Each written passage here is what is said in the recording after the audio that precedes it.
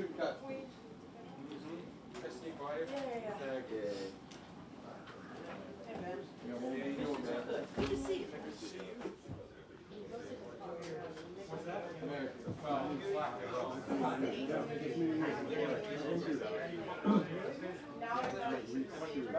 Week 2. It was up on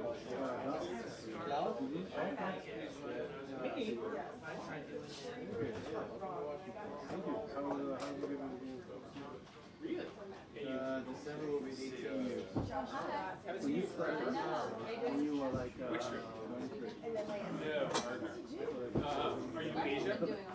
You know, somebody seems to want to. Nice long career. Are you in Asia?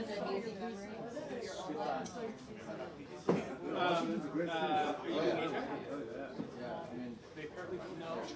3 out of 5. Just saw an email from No. Like it's just the internal church. Like at least we can give them Turkey. Yeah. Fly there, get to Turkey. Yeah, that's really bad. Actually, I wanted to because I was a friend in Bangkok.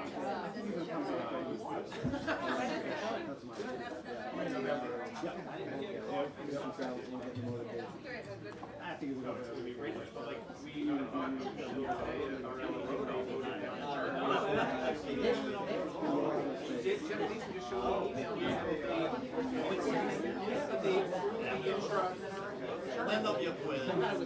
just showed me an email. That's what I thought too. That's what Julie had told me. And apparently they went ahead and voted like just from Turkey to Philippines to Philippines to like that. Oh, you know, Yeah, exactly. okay. Yeah, he's out.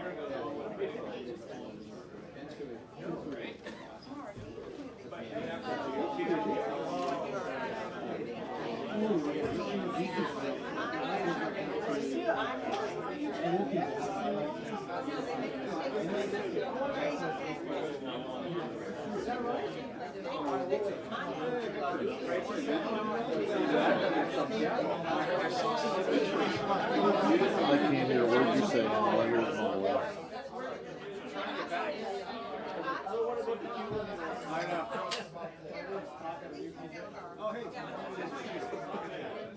Yeah, that's just really loud.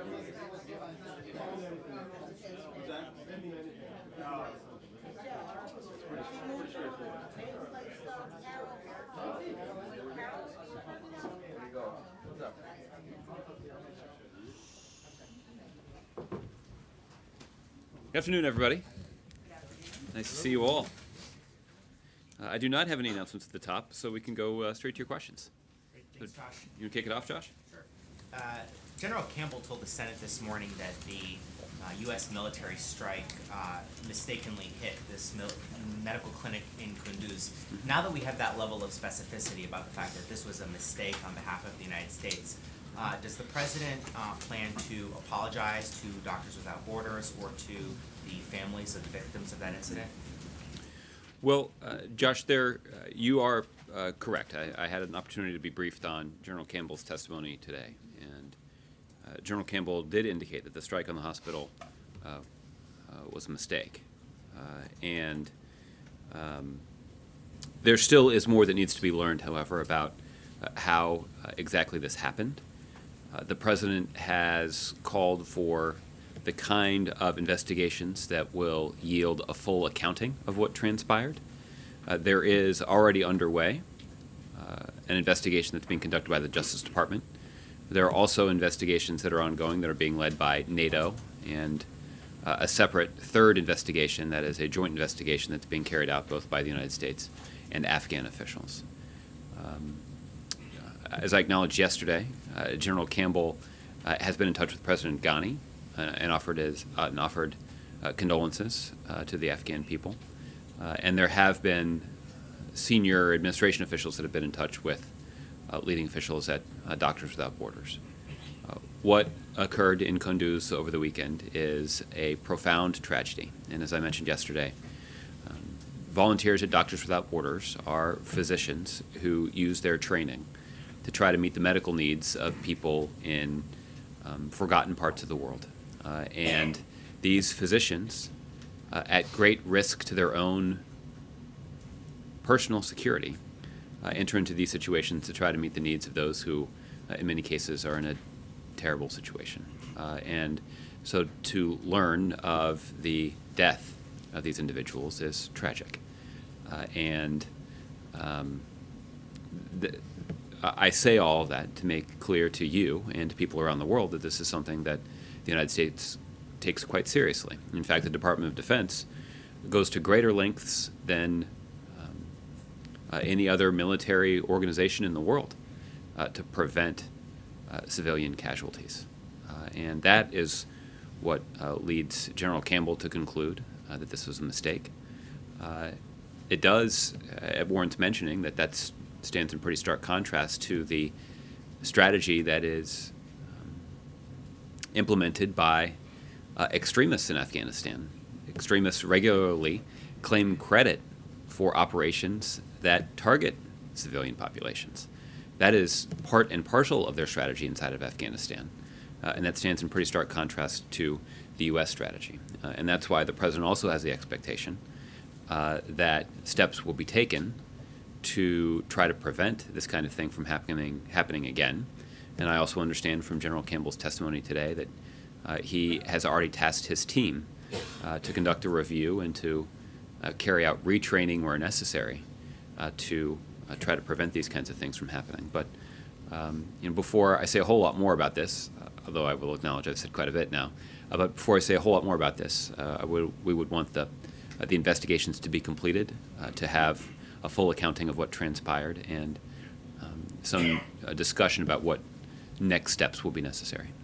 And General Kimball also said in open session this morning that he thinks the president should revise his plan for troop withdrawal. He thinks that leaving just those 1,000 people in the embassy would restrict the ability of the U.S. to train Afghan forces and also to carry out counter-terror operations. I know that you said yesterday that you're not going to put a timeline on the president's decision on this, but with the top commander there saying this pretty publicly, can you give us at least a sense of which way the president would be leaning on this issue? I would resist the urge to speculate on that at this point, Josh. The president did announce back in March that the United States would leave about 10,000 troops in Afghanistan through the end of this year, and they'd be engaged in essentially two missions. The first is a counterterrorism mission that is explicitly tied to protecting the United States and our interests around the world. The second mission is separate but not completely unrelated, which is offering some training, advice, and assistance to Afghan security forces. And what Afghan security forces are trying to do is trying to secure their country so that they can stabilize the government there and provide more opportunity to the Afghan people.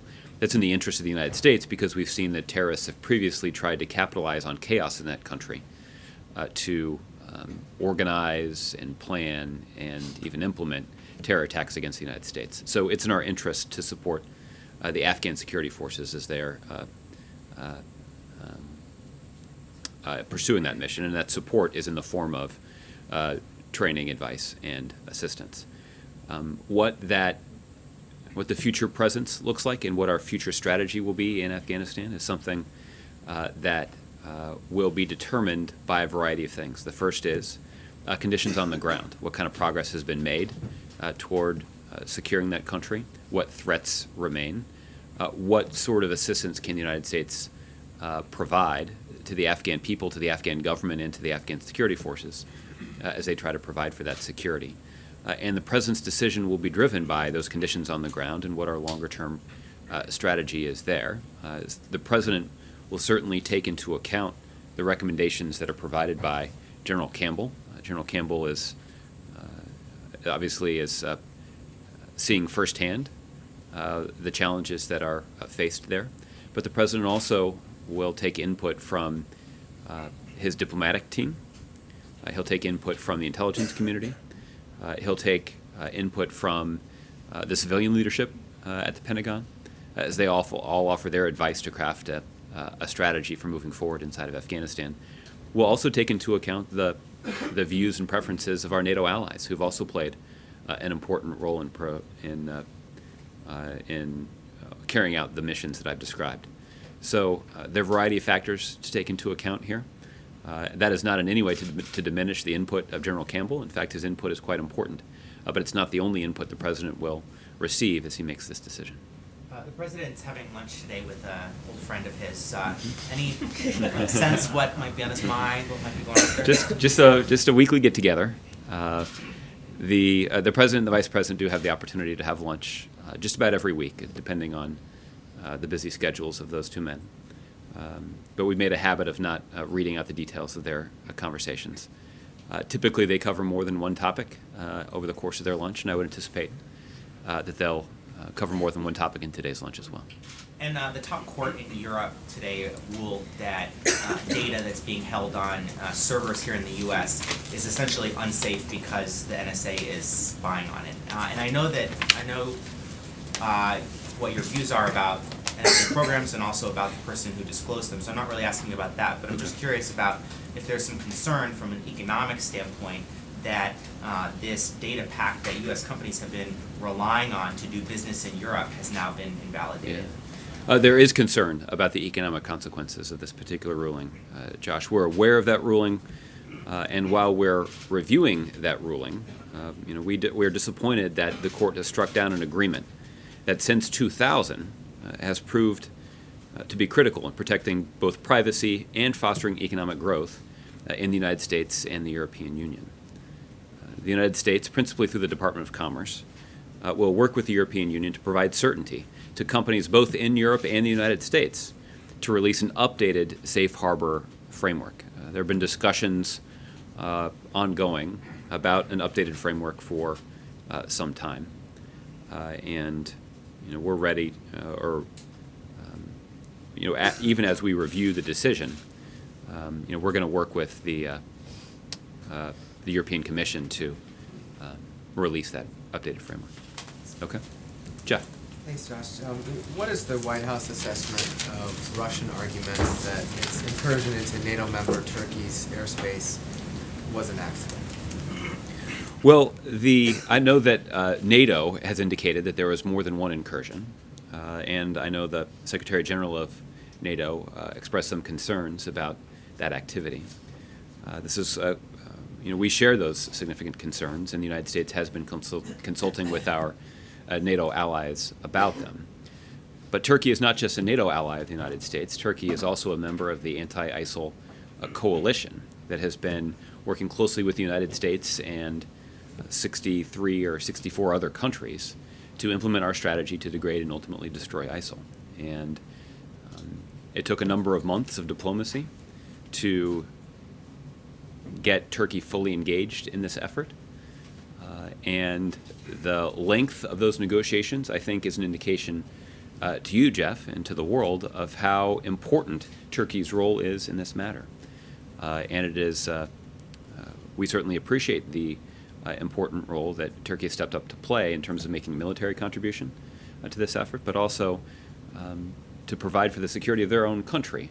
Turkey, as we pointed out on a number of occasions, has a border with Syria that stretches some 500 miles. So they are justifiably concerned about the security situation inside of Syria and the threat that ISIL and other extremists inside of Syria could pose to Turkey. So all that is to say that we have expressed our concerns in the past with Russian activity that runs contrary to this international counter-ISIL effort that the United States is leading. And certainly the kind of activity that was described by the NATO Secretary General is not consistent with the kind of constructive contribution that we'd like to see Russia make to the broader international counter-ISIL effort. The President said last week he was directing his staff to scrub existing authorities on gun control to see if there are further executive actions that can be done.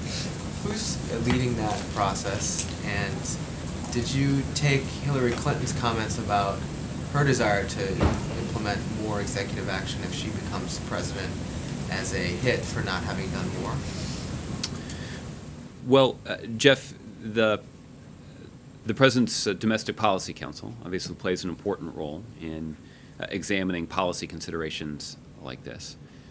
The Vice President, given his expertise on these matters, also has played an important role, and members of his staff have played an important role in designing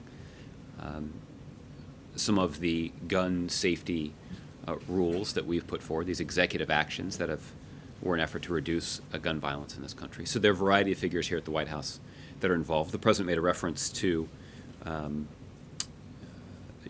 scrutinizing the laws, and I think that would be an indication to you that that there are lawyers involved here at the White House in this matter as well. So there are a variety of people who are leading this effort.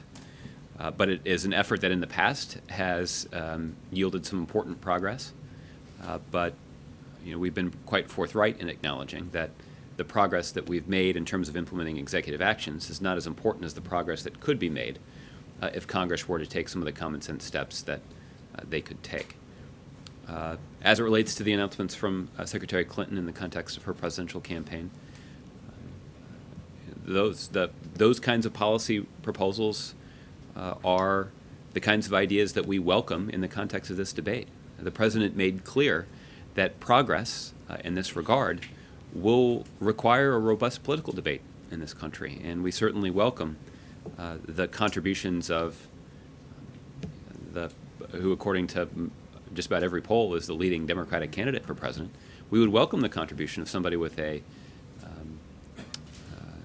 voice that prominent in the debate, trying to advance this effort. So that is we welcome that kind of contribution to the debate. Lastly, Josh, the Volkswagen chief executive told workers today that they should prepare for job cuts.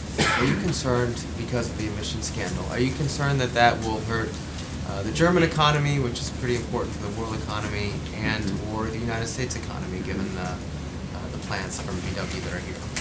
I haven't seen any broader analysis of the economic impact of this scandal. There are obviously significant concerns that have been raised by Volkswagen's, by the conduct of the leadership at Volkswagen, particularly when it comes to complying with important regulations here in the United States. And I understand that there have been questions that have been raised now in other countries about this matter. So, our principal concern here is making sure that countries or companies that are interacting with the EPA as they try to implement the Clean Air Act are doing so honestly, and that they're doing so in full compliance with regulations and expectations of honesty and forthrightness. And questions have been raised about that. But I have not seen any broader analysis done about the possible economic impact of Volkswagen's malfeasance. Okay, Justin. I wanted to look back to your answer to Josh on the Safe Harbor Agreement. The sticking point in those negotiations seems to be access by American intelligence to European data. And so I'm wondering if this ruling puts any greater pressure, gives Europe any greater leverage to limit U.S. access to that data, and what impact do you see this ruling having on U.S. intelligence capabilities? Yeah. Well, Justin, I'm routinely reluctant to discuss in much detail U.S. intelligence matters from here. But there is a legal matter that I would direct you to, which is that the U.S. legal framework for intelligence collection includes robust protection for privacy under multiple layers of oversight and a remarkable degree of transparency. Many of those are reforms that have been put in place in just the last few years consistent with the President's stated commitment to greater transparency. And the concern that we have about this ruling is we have a variety of concerns about this specific ruling. One of them is that we believe that this decision was based on incorrect assumptions about data privacy protections in the United States. And the ruling fails to properly credit the benefits to privacy and growth that have been afforded by this framework over the last 15 years. So, our concerns, we've got a variety of concerns with the ruling, but we certainly have been working with our European counterparts in recent months to release an updated safe harbor framework. And we're going to continue working on that effort. Looping back on one of Jeff's questions, one of Hillary Clinton's sort of gun control proposals was revoking the law that gives protection to both gun manufacturers and dealers if their guns are used in a crime. This is kind of a special exemption that passed, I think, a couple decades ago and maybe 10 years ago. And I'm wondering if the president also supports that as a sort of legislative proposal. Mm-hmm. I have not looked in detail at the proposal that she has put forward, so let me reserve judgment on that, but we can have somebody follow up with you. My last one is on TPP. I've been watching your guys' sort of campaign online on TPP. Thanks for watching. Yeah, well, I noticed yesterday that a number of White House officials retweeted Kevin Johnson, the mayor of Sacramento, who just a couple weeks ago, Deadspin reported a woman who received a six-figure settlement from Johnson, reportedly allegedly because she was abused by him when she was 15 years old. He's also been accused of sexual assault by a number of students at the school that he used to be the principal at. So I'm wondering if this is really the type of figurehead that you guys want to put in front of your TPP campaign. And, if he's been somebody that the president's kind of worked with a lot on a local level, if he's going to continue to be part of your guys' efforts. Well, I've seen some of the reports related to the matters that you cited, and I think there are a variety of investigations that are underway there. So I, at this point, wouldn't weigh in on those specific matters. I think the president's,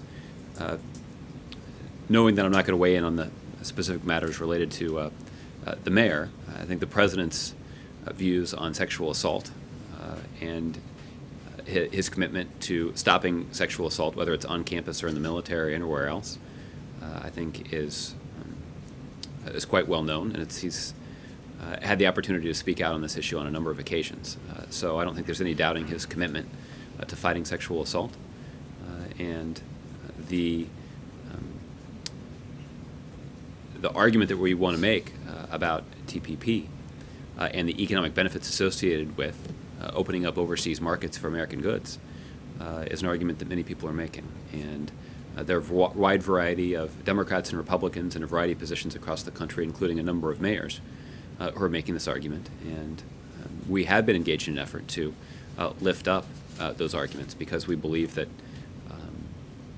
obviously the president believes with a lot of conviction that reaching an agreement like this to open up access to overseas markets for American goods, cutting 18,000 import taxes in 11 of the most economically dynamic countries in the world, is a clear benefit to the United States and our economy.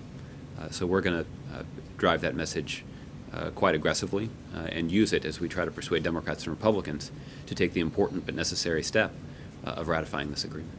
Okay? Ron. Can you give us an indication of what we can expect from the president's trip to Oregon?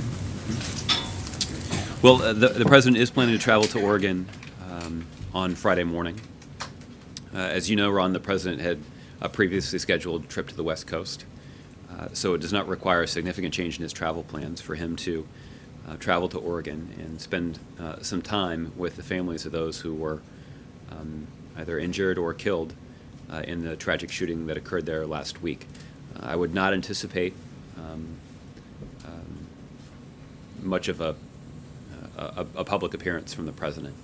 The stated purpose of his trip is to spend some time with the families there that have been affected by this outrageous act of violence. The main question, whether there would be a public event of some sort. At this point, I did not anticipate that there will be a public event. And whether, given the work of the Domestic Policy Council and others on trying to come up with other executive actions, when do you think we might anticipate something new, some new proposal on that front, given I would think that the president wants to keep the momentum going on this issue now, given what's happened out there? Well, I don't have a time frame for if or when any additional executive actions might be taken. Obviously, the president's team is hard at work on them and has been for some time, considering what other options may be available to the president to try to keep guns out of the hands of criminals. There are some common sense things that Congress could do to keep guns out of the hands of criminals and others who shouldn't have them, that in a way that doesn't undermine the constitutional rights of law-abiding Americans. So we shouldn't expect anything imminently.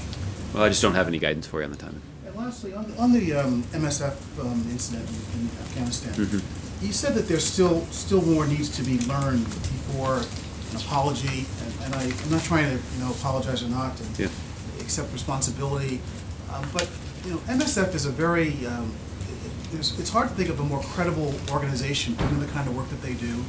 This was an established facility. The coordinates for it were exchanged with the coalition forces. They say that the planes were circling for a half hour or so. There was one specific building out of several that was targeted, an intensive care center, an emergency room. The point is there seems to be a lot of detail that's already available to the administration. And yes, I understand the need for investigations, but does the United States accept responsibility for this if you want to apologize for this at this point? Well, Ron, I think what I'd do is I'd refer you back to what General Campbell has said. And he said very clearly that the strike on the hospital was a mistake. He noted, as I have in the past, that the Department of Defense goes to greater lengths than any other military organization in the world to prevent civilian casualties. And there's no denying that what has transpired here is a profound tragedy for many of the reasons that you have cited. But before I go further than that, I do want these investigators to collect all the available information to try to learn exactly what happened and provide the full accounting that the President has asked for. You said that there were some administration contacts with MSF, or what? That's correct. That there have been senior administration officials who have been in touch with leaders at Doctors Without Borders, MSF. As part of the investigation, or to express, can you describe or characterize those? I don't have details of those conversations to share at this point. Again, I ask because it's just based on what they are saying and the credibility of this organization. This is in many ways just a very profound event, and it is. And I think the criticism or the concern is that the administration is not responding in a way that they would like. Yeah. Well, I certainly understand the sense that a lot of people have to understand exactly what happened, and for there to be reforms or changes in the rules of engagement or other procedures that are in place in the military to make it less likely that events like this happen again. There certainly is a desire on the part of the President to have a clear understanding of what exactly transpired. But we also run the risk of not getting the kind of full accounting that the President would like if we rush the investigation. And this is an investigation that's only been underway here for 3 days or so now. So there is a sense of urgency about this, and there's no denying the significance and scale of the tragedy that transpired at the MSF hospital in Kunduz. As I mentioned yesterday, these are physicians who are not collecting a large salary. In most cases, I think maybe even all cases, these are individuals who are volunteering their time, who've left the safety and security of their homes to go and try to provide for the medical needs of people that they would otherwise never meet. In fact, they're going to a place like Kunduz because this is a part of the world that people have either forgotten or they're understandably scared to travel to. But these doctors used the training that they have. They displayed tremendous courage to go there in the first place. And the fact that they were killed even as they were providing that medical treatment is a terrible tragedy. And there's no diminishing the sense of loss that is being felt by that organization and by the families of those who are lost. But what is necessary is a full accounting of what exactly transpired, and that's what the Department of Defense is working on. I think I would reiterate that the expectation is that this is the kind of investigation that would move quickly, but at the same time, an accurate accounting of what transpired, so that accountability can be enforced if necessary, and certainly changes to the rules of engagement or other standard operating procedures can be implemented to make it less likely that something like this would ever happen again. Okay, John. Coming back to the trip to Oregon, the president at least twice explicitly said that it was his intent to politicize what happened out there. So in what ways does he intend to politicize this trip if he's not going to do a public appearance? Well, I think in this instance, John, on Friday morning, the trip would not be about politics, but that trip would be about merely consoling the families of those who were so profoundly affected by that tragedy. But I think the president, in his public statements, both on Thursday in the immediate aftermath of the event and on Friday, made quite clear that what essentially the NRA and other advocates for gun manufacturers have done is effectively politicized this issue to prevent congressional action. And the president's view is that if we're going to win that it's going to be important for the American people who share his view that there are some common sense things we can do to reduce gun violence, that they're going to have to mobilize politically to counter that political effort on the part of the NRA and other organizations like them. And you said just a few minutes ago that it would be helpful on the gun issue to have Hillary Clinton out there making the case for measures to combat gun violence. I assume it would also be helpful to have Hillary Clinton out there making the case for the Trans-Pacific Partnership. Given her work as Secretary of State in the development of that agreement and her strong support for the development of that agreement as Secretary of State, would you expect that she would be out there supportive of this agreement? Well, I would expect that she would make up her own mind about whether or not this. We haven't heard from her yet. Well, she'll have ample time to make a decision about whether or not she supports the agreement. The full text of the agreement has not been released yet, so I certainly would be sympathetic to her desire to want to review the agreement in detail before offering up a position on it. That's the expectation I would have for every member of Congress. And given the president's commitment to transparency, that's something that we are hoping we can do relatively soon. But it's a long document, and there are a variety of issues to finalize before that text is made public. But the president has committed to making that text public prior to his signature, and prior, of course, to Congress having to take it up. But would you expect that she would support this agreement, given her past support for the development of this agreement? I would expect that she will take a look at the details of the agreement and arrive at her own conclusions. Would the president be disappointed if she was not supportive? Certainly the administration would welcome her support, as well as the support of any other presidential candidates that wanted to come out in favor of the deal and urge Congress to support it. But ultimately, this will be a decision for her to make. I guess the one other thing that I do want to mention is that we have heard other presidential candidates sort of indicate what they claim to be is an openness to working with the administration to try to prevent other acts of gun violence. Many of them talk about the need for a better mental health treatment and better mental health care for those individuals who need it. One particular program that has been particularly effective in expanding access to mental health care across the country is the Affordable Care Act.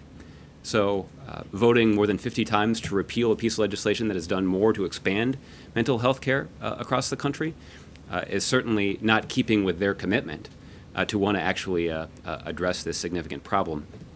One of the biggest providers of mental health care, particularly in disadvantaged communities, is Medicaid.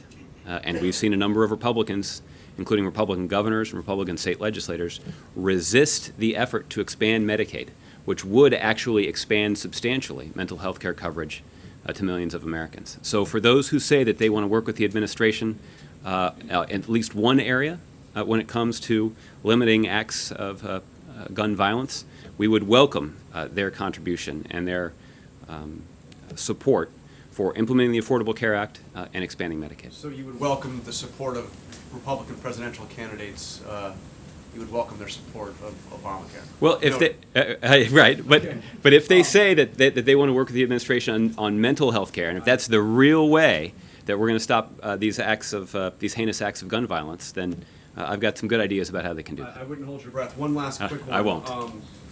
Edward Snowden, in an interview with BBC, said he's willing to come back to the United States to serve jail time.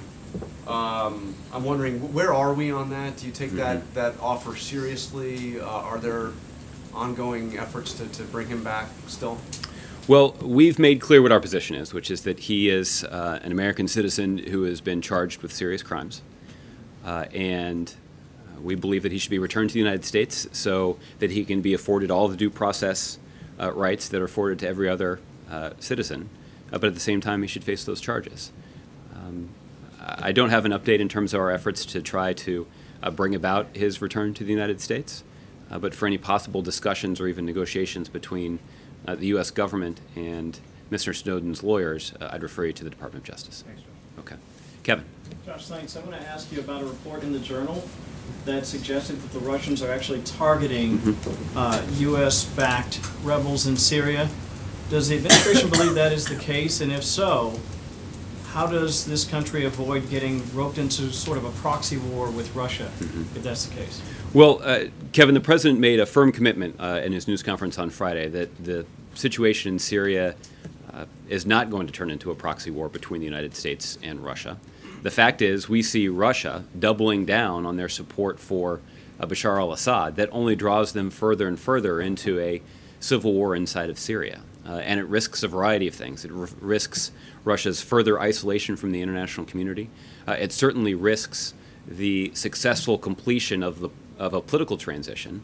In fact, we believe it would delay the successful completion of a political transition, and that's significant because the Russians themselves acknowledge that a political transition is what's required inside of Syria to address many of the concerns that they've raised. The other concern for the Russians is obviously involving themselves even more deeply in a sectarian conflict inside of Syria. And we've seen reports that the Iranians are prepared to get more involved in support of the Russian efforts. And that is a dangerous proposition for the Russians, both as they consider the possible reaction of the millions of Sunni Muslims who live inside of Syria and will be alienated by Russia's support for a regime that has carried out wanton acts of violence against their population. But it also poses some risk to Russia given the substantial Muslim population within Russian borders. What about the first part of the question? Does the White House believe that the Russians are intentionally targeting U.S.-backed rebels? Well, at this point, what we see is the Russians failed to distinguish between the variety of opposition groups inside of Syria. And while they claim to be carrying out a military campaign against ISIL, we see that they are most frequently carrying out military operations in areas where there are few, if any, ISIL forces. And it certainly calls into question both the wisdom and likelihood of success of their strategy. It also raises legitimate questions about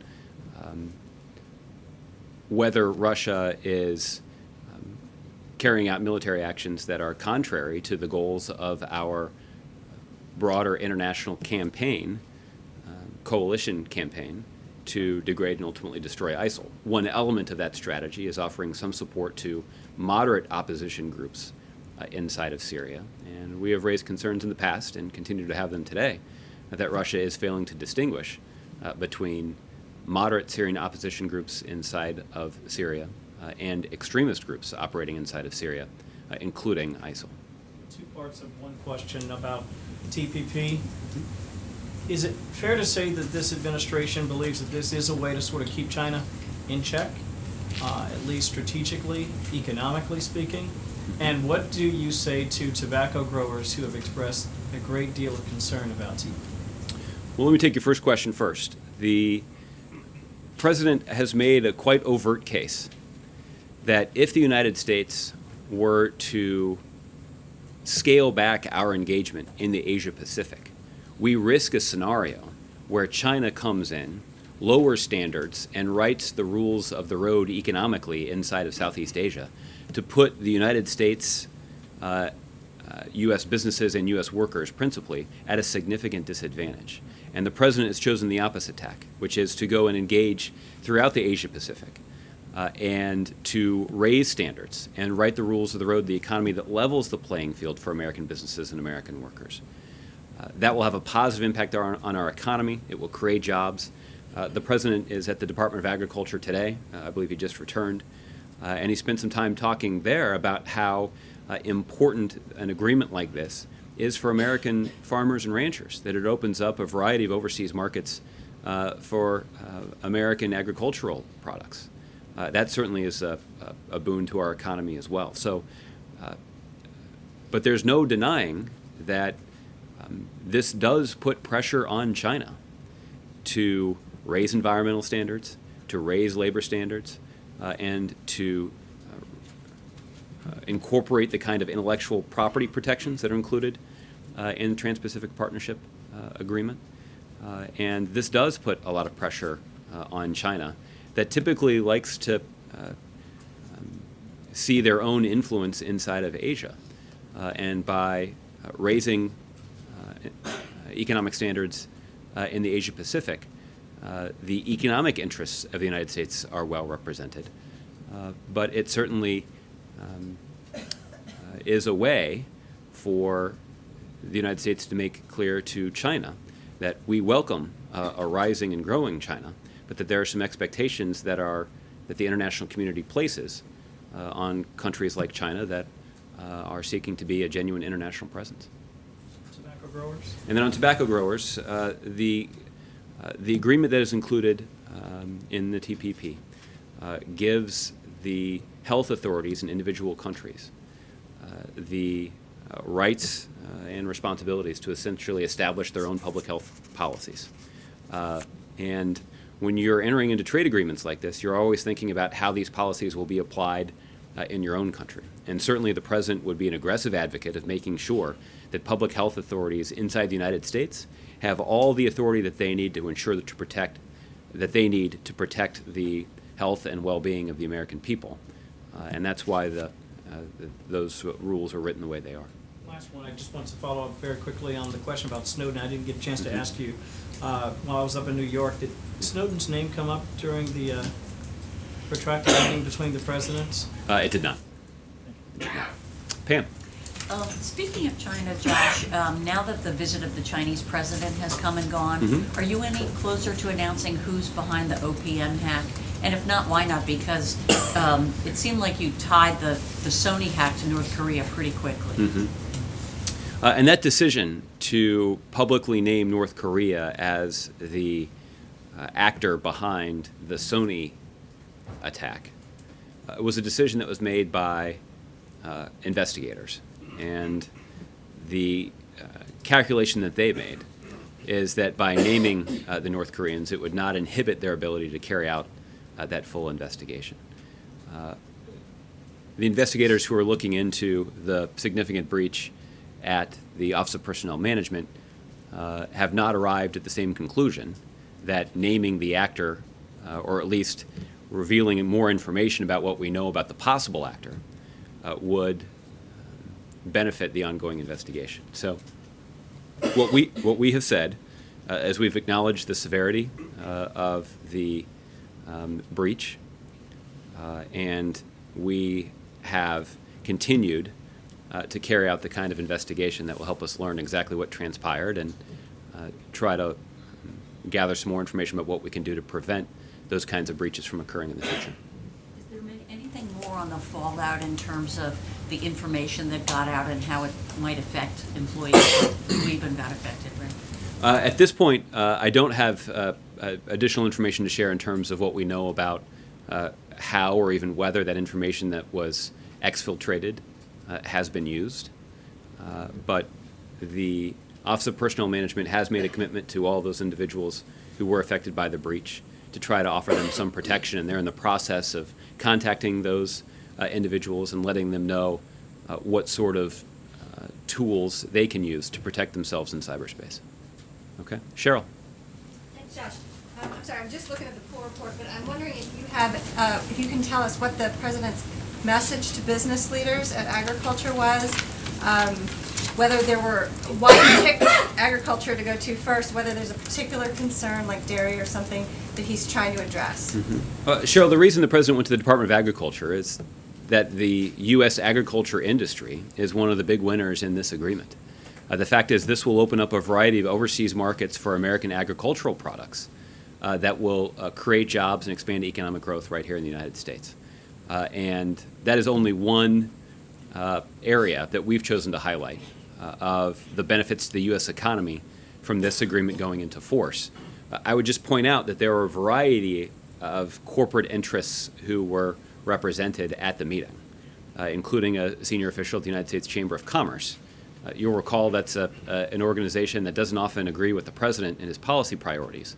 But when it comes to the TPP agreement that's been reached, even an organization like the Chamber of Commerce, with whom the president has significant political disagreements, even they agree that this kind of agreement would be in the best interest of American businesses, American workers, and the broader American economy.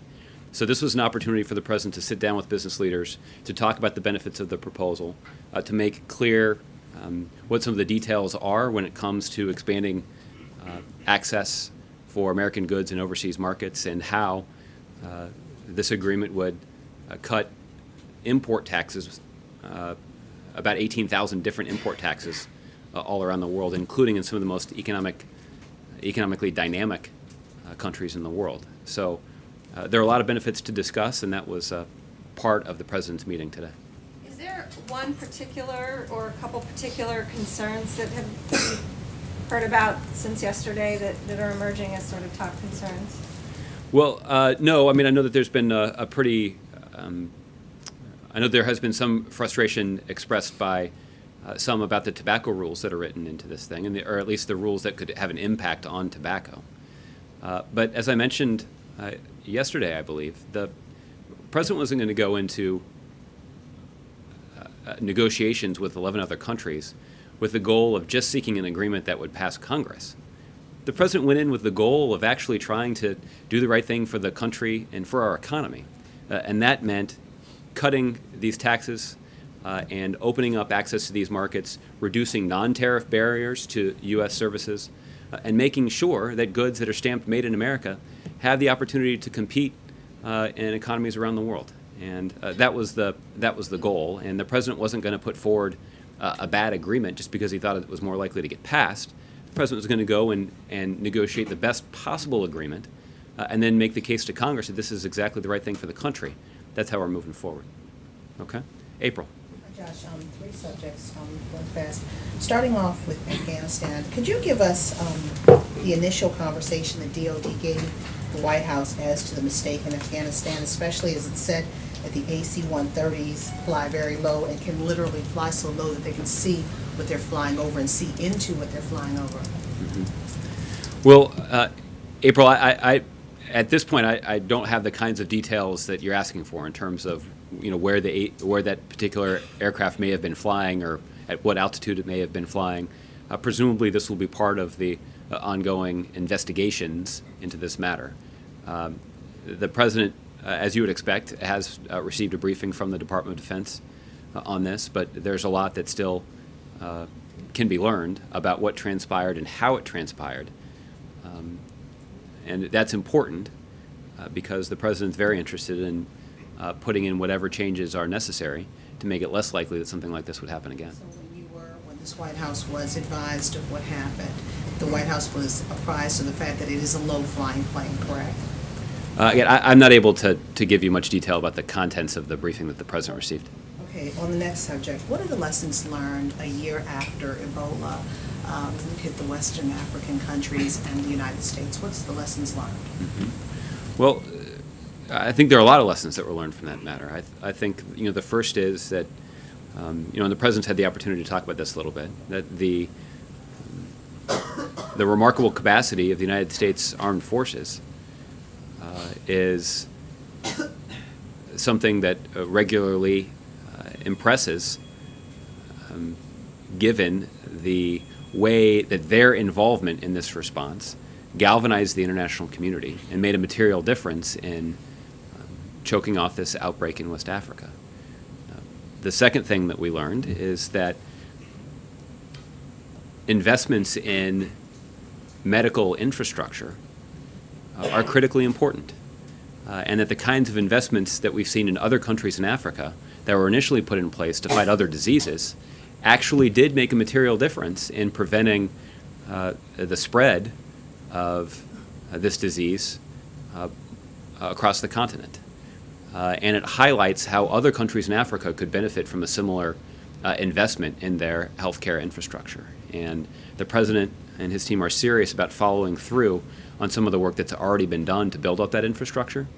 And I think it was a real tangible example for the American people to understand how the interests of the United States are advanced when we make investments in the healthcare infrastructure of countries around the world. So a year I'm sure there are later- more lessons to be learned than that, but that's just two. One lesson I want to ask if you learned this or you felt that you did the right thing by not shutting down some of the borders in other countries that could have really defaulted economically if you shut down the borders a year ago to those coming from their country to the United States. Well, that was one controversial decision, or at least a decision that was questioned publicly. And the reason for not shutting down transportation, for example, between the United States and the outer world in those countries where the outbreak occurred was the concern that those individuals seeking to leave those countries would find a way to get out of them. And if there was a clear incentive for them to not be truthful about their travel history or to seek ways to evade the detection systems that had been put up by the international community, that would have been a bad policy decision. And I think the wisdom of that decision, while controversial at the time, I think has been borne out by the results. And lastly, since you won't give us too much about this friendship meeting today that happens weekly when they can you give us just a little bit of color that we don't normally know about that meeting when they meet and some of the things that, how it's done, does the vice president walk in, shake hands, what, they hug, can you give us a little bit of color? Yeah. It's almost like, cloth napkins, candlelight maybe. So, yeah, exactly, maybe. Is it more formal? Is it more casual? Are the sleeves rolled up? What? Well, I think what, I'll try, okay? What I would say is that I think it's typically pretty casual. Obviously, the two of them have been having lunch about once a week for almost 7 years now. So they can dispense with the formalities. It typically will take place in the president's private dining room right off the Oval Office. I believe that there's one occasion where you all have been given the opportunity to photograph that lunch. But the lunch does not always take place there. I know that they've, on occasion, even had lunch outside on nicer days. Today seems like it might fit that description, but I don't know whether or not they'll eat outside today. I don't know whether they'll dine al fresco, but we'll see.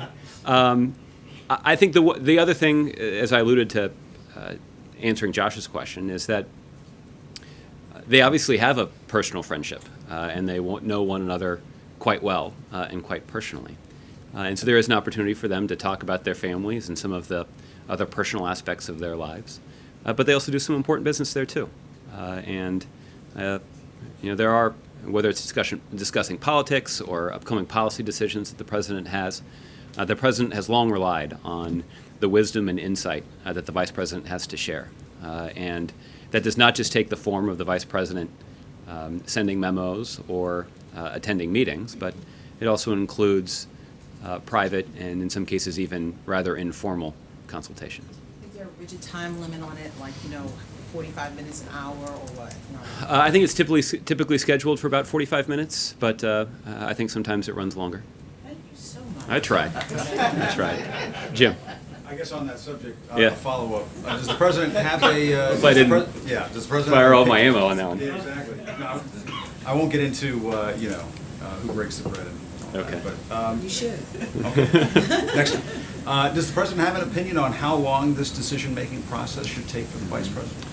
His opinion is that the vice president should take all the time that he feels is necessary to make what the president firsthand knows is an intensely personal decision. And getting back to a more serious subject, in Oregon, the mother of the Oregon college shooter apparently posted some comments online about her own private weapon collection, and in addition to that, it was well known that she had made comments about her son having issues, having perhaps some mental deficiencies. And I'm just curious, does the White House, does the administration, does the president have an opinion about the wisdom? And I think this was also the case with Adam Lanza, that there was a what was described as an arsenal in the home. about the idea of people who have children who may have special needs, and at the same time, a gun collection in the house. Well, Jim, the president's view is that there are some common sense things that can be done to keep guns away from those who shouldn't have them. And there are obviously things that millions of responsible gun owners across the country do to keep their homes and their families safe. And you know, there are basic responsibilities that relate to locking up your guns when you're not using them and making sure that they are safely stored.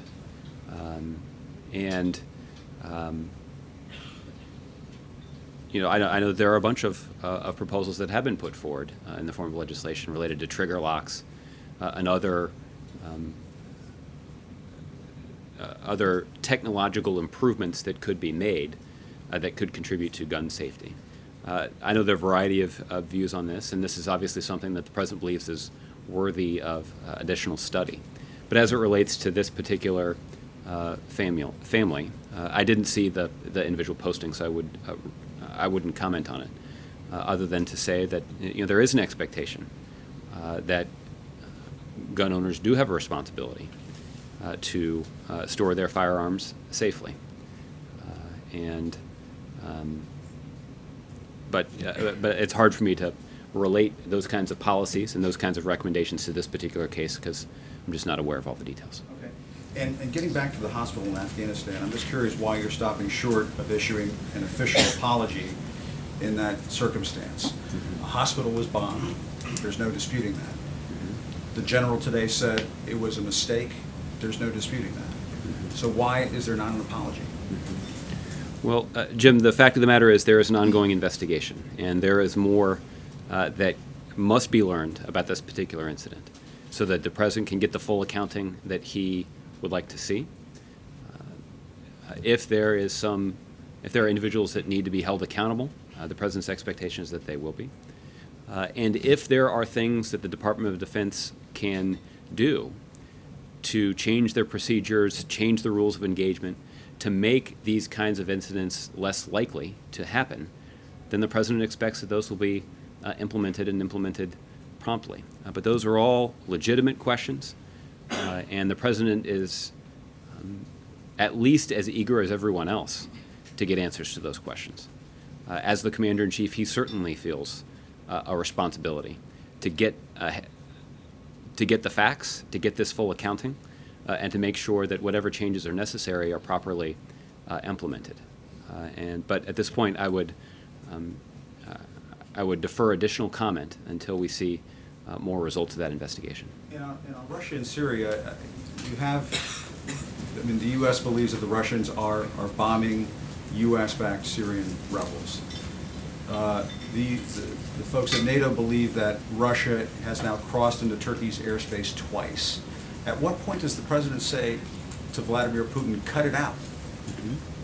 Well, I think the president has made quite clear that Russia should not be interfering with the 65-member international coalition that is seeking to degrade and ultimately destroy ISIL.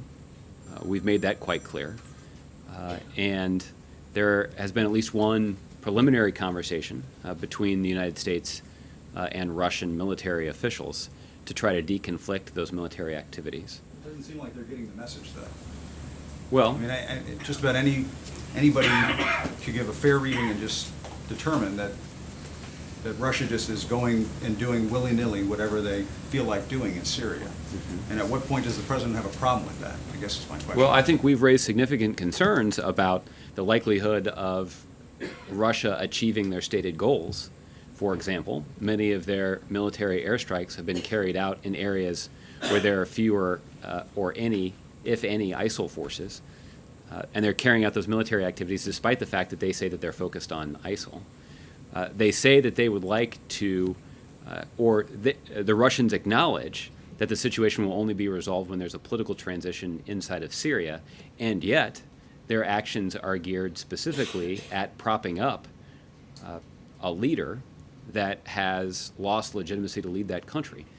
for a variety of reasons. He's lost both the moral authority to lead that country, but he's also lost the practical support of 80% of the population because he's targeted many of their communities with indiscriminate violence. So there are a number of reasons to call into question both Russia's tactics and their strategy. And I do think that those actions, well, I think those actions are likely to result in Russia becoming more isolated, in Russia not accomplishing their stated goals, and antagonizing, if not outright angering, a significant Muslim population inside of Syria and a significant Muslim population inside of Russia.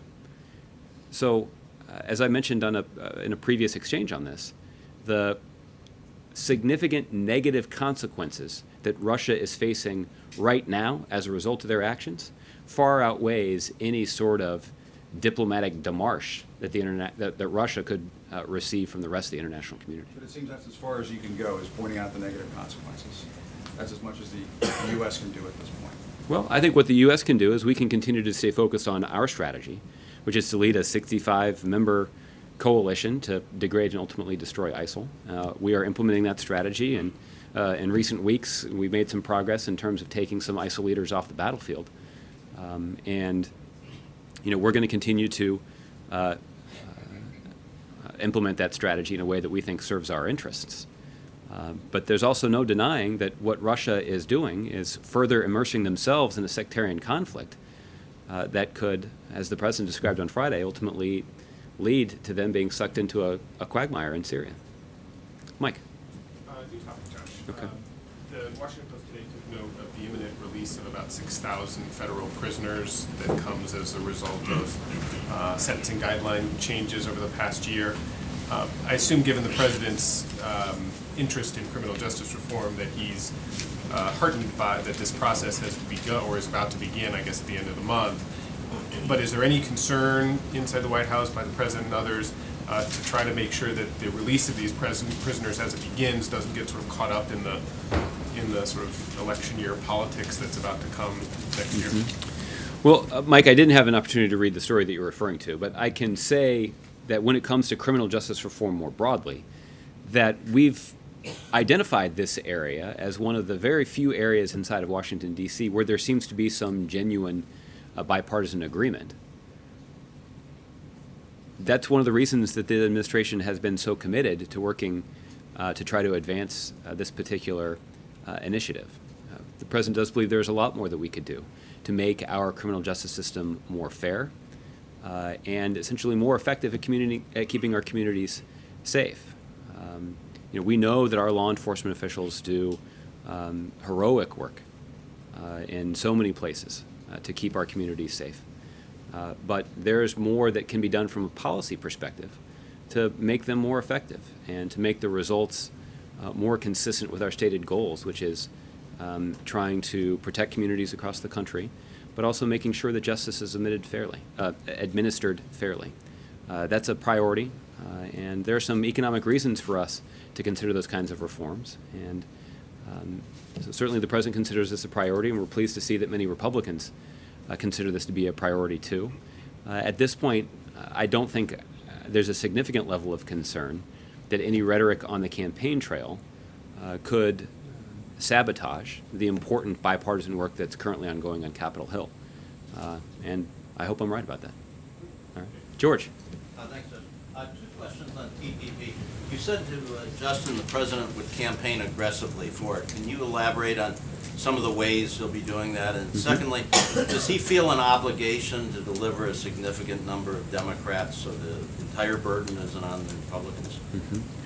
Well, let me say a couple things about that, George. The first is that, obviously the president went and did a public event at the Department of Agriculture, or at least an event where the press corps was allowed to see the president conduct the meeting and to deliver some remarks to the press pool there to advocate for the agreement. And I would anticipate that you'll continue to see the president making public appearances advocating for this agreement. There obviously are a lot of reasons for Democrats and Republicans to support it, and the president will take advantage of many opportunities to make that argument. As it relates to our efforts to build support for this in Congress, I think we saw in the protracted fight over the summer about over Trade Promotion Authority that this is an agreement that is likely to be ratified only if enough Democrats and Republicans support it. We're going to need members from both parties. It's not going to be possible to ratify this trade agreement strictly along party lines. And I think that's why the arguments that you'll see from the administration will be arguments that appeal to both Democrats and Republicans. I think what that argument or that debate over the summer also revealed is that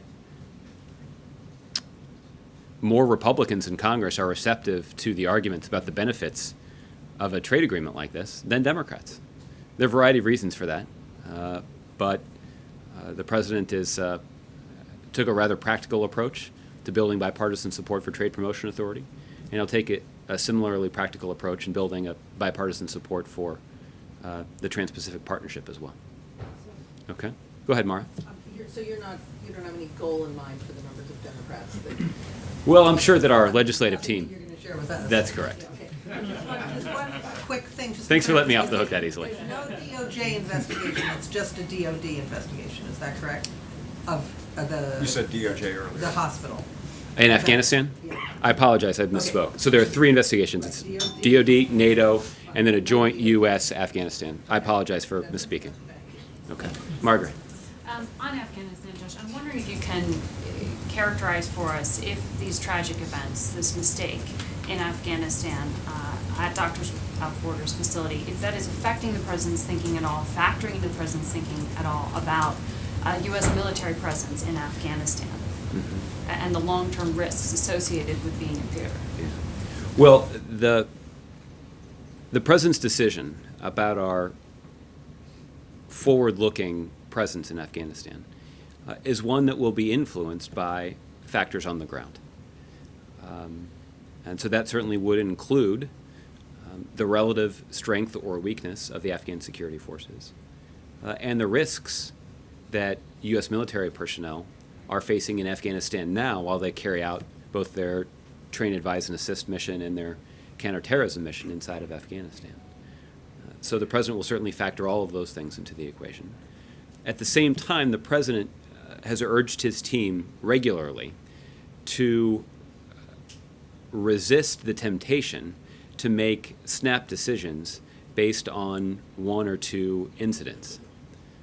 That what the president wants is a much more strategic look, and what the president ultimately is making is a more strategic decision about the long-term trajectory of our interests in Afghanistan and in the region. And that's what will drive the decision. So I guess to try to answer your question as directly as possible, of course, incidents on the ground, including high-profile incidents, and what they say about the relative strength or weakness of the Afghan security forces will have an impact on the president's decision. But it is not the only thing that is driving the president's decision. In fact, the most important calculation in the president's decision is determining what's in the best long-term interests of the United States in that region of the world. Has the president had a chance to review what General Campbell put forward, as he referenced today, in terms of changing needs on the ground and changing U.S. military presence to match that? I acknowledge that General Campbell did discuss at some length the recommendations that he had made to the president. I suspect he did that because he was facing direct questioning under oath from members of Congress. So he's in a little different position than I am. I'm not going to discuss the advice that the president receives from his commanders on the ground. That won't be necessary. But at this point, I'm going to protect the president's ability to communicate confidentially, not just with his military commanders on the ground, but by others who will be a part of this decision, including leaders in the intelligence community, leaders in the diplomatic community, our NATO allies, and of course the president's national security team here in Washington. On Syria and Russia, question for you. Yesterday, Secretary of State Kerry said comments made over the weekend by Bashar al-Assad about a political transition in Syria not taking place until the terrorists, as he defined them, are defeated. Kerry said that's directly contrary to an agreement that President Putin made with President Obama. Those are his words, an agreement. What is the White House's understanding of what that agreement was, and has Putin violated it? Well, I think this is what the this was the readout of the meeting between the two presidents that that U.S. officials shared with all of you, which is. It sounded like they spoke past each other at the time. This makes it sound like they actually came to a common understanding on something. Well, let me try to explain to you what transpired. Both President Putin and President Obama agreed on the need for a political transition inside of Syria. There was unanimity of opinion on both sides of that table that there's no military solution that could be imposed on Syria, that at the root of all of its problems was a significant political problem inside of Syria. And that is something that the two leaders agreed on. Now, where they parted ways was on the most effective way to resolve that political problem. President Putin has obviously cast his lot with Bashar al-Assad. We believe that's a losing bet, and unfortunately, the Russians have made a decision to carry out the kind of military action that makes clear that they're prepared to double down on that bet. The United States has long made the case, and I think it's a pretty persuasive case when you consider the facts on the ground, that Bashar al-Assad has lost legitimacy to lead that country. And I say that not just because he's offended our moral sensibilities by carrying out acts of violence against innocent Syrian civilians, but also because there's no reason to expect the innocent Syrian civilians who've been on the receiving end of those violent attacks are going to tolerate him continuing to lead the country. That's just an unreasonable proposition, and it certainly calls into question the success of any political transition if Bashar al-Assad is going to remain in power. Some of what you're saying makes it sound like there is a luxury of time in waiting to see how this plays out on the ground. But at the same time, while the White House says the preferred approach has to be diplomacy, whether it's military talks or if it's a political transition, that is diplomacy is the foot forward. All of that is stalled. There are no talks on the calendar, military to military or diplomatically at this point. One could look at that and say the Russians just appear to be playing for time and tilting the chessboard towards their guy. Does the White House walk away thinking that right now? Or is the jury still out on whether Putin is following through on this agreement? Well, on the military-to-military talks, I would not rule out that there are follow-ups relatively soon to those initial conversations that took place last week. But I think there's one premise of your question that I would disagree with. I don't think President Putin is playing chess, he's playing checkers.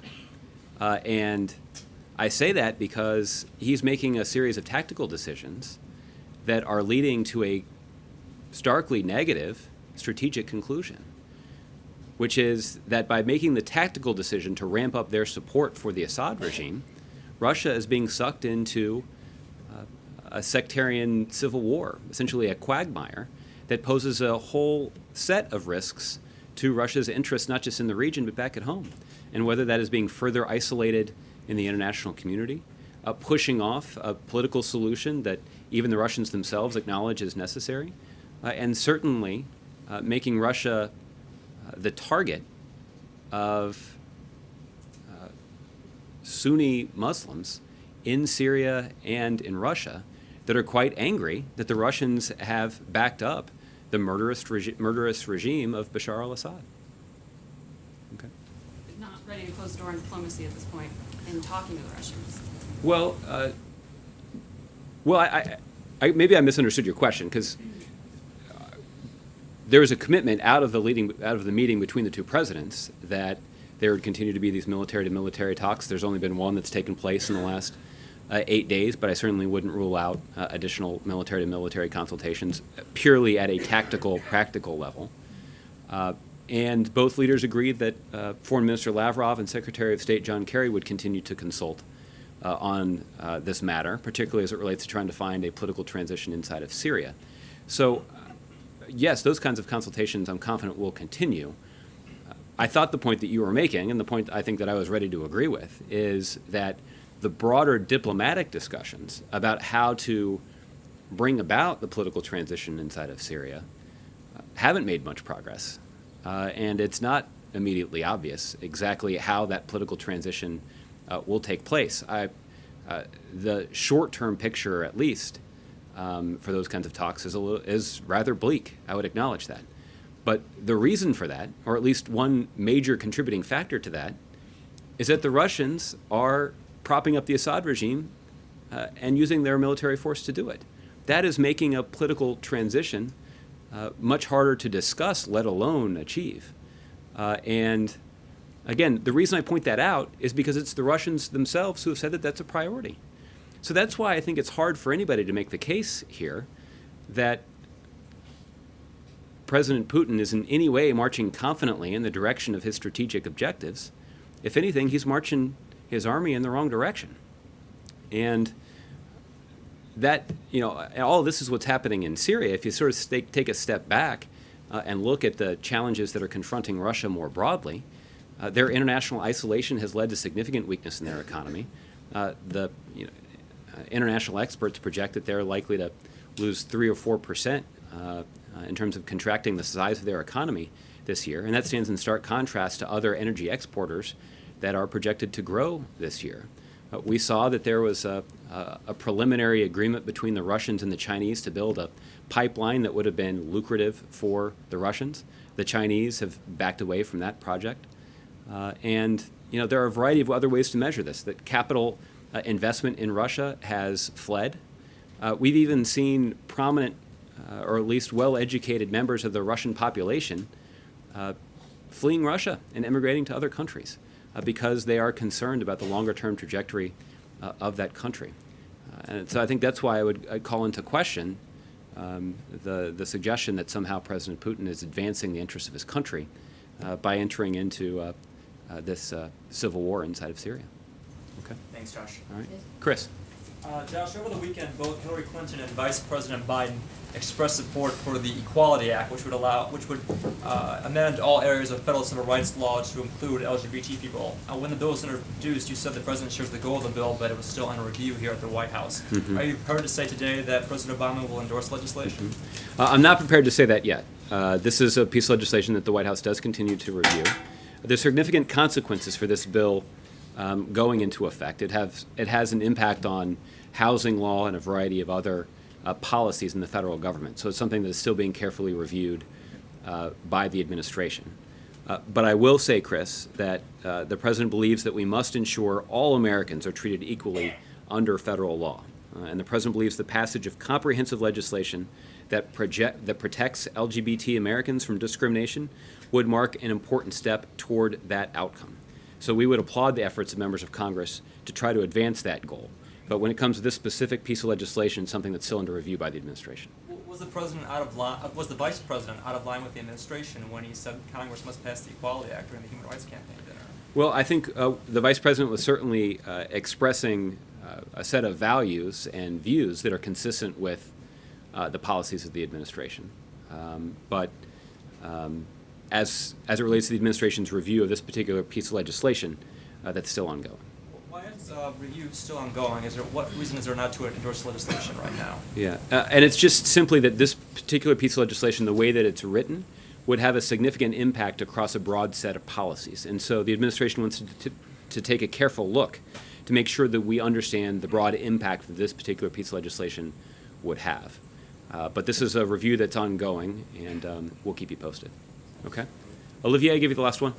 I'm going to take two just because well, you can have the last two then. That's fine. I've heard you say you're going to hold off on things like an apology for the hospital attack until the investigation is over. There are 3 ongoing. Mm-hmm. Do you mean that you're going to wait until the United States, NATO, and the Afghans have finished all 3 investigations? Or is the the DOD investigation sufficient? Well, I would say that at least until more progress has been made in the DOD investigation, will be necessary before we take that, before I have a lot more to say about this. But I wouldn't necessarily say that we won't say anything more until all 3 investigations are concluded. But I have a feeling you guys will keep asking, and it's an entirely legitimate line of questioning. It's a good instinct. And then, wildly unrelated, 36 House members have signed a letter to the Nobel Peace Prize Committee urging them to consider Pope Francis as a candidate this year. I was wondering, the president, as a past laureate, whether he supports this campaign. Well, I know that you had the opportunity on Friday to hear the president say some very warm things about Pope Francis and the impact that he had on this country when he visited here for the first time. I don't know that the president is doling out endorsements in the Nobel Peace Prize competition. In some ways, I think that might even violate the spirit of the Nobel Peace Prize. So, as a Nobel laureate, he certainly is committed to upholding that spirit. But I'm confident that if the Nobel Committee were to choose Pope Francis, that the president would believe that he would be a worthy recipient. All right. Thanks, everybody. We'll see you tomorrow.